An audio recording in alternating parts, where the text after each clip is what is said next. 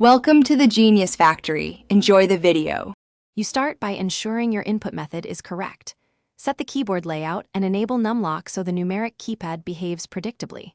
Once done, confirm the target application is focused, text editor, spreadsheet, or terminal, and place the cursor where numbers belong.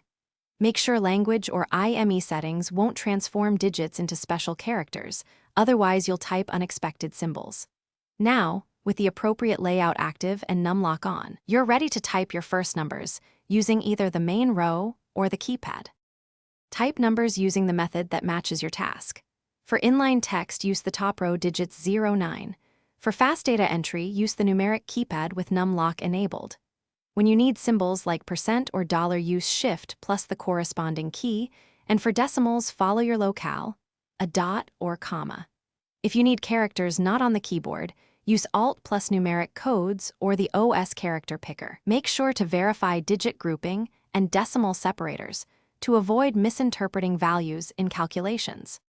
Finish by verifying what you typed. Read numbers aloud or run a quick calculation to confirm accuracy. Once done, use copy and paste to relocate values and choose Paste as plain text to prevent formatting shifts. If you need batch entry, consider formulas or import tools to reduce keystrokes. Make sure to save your work.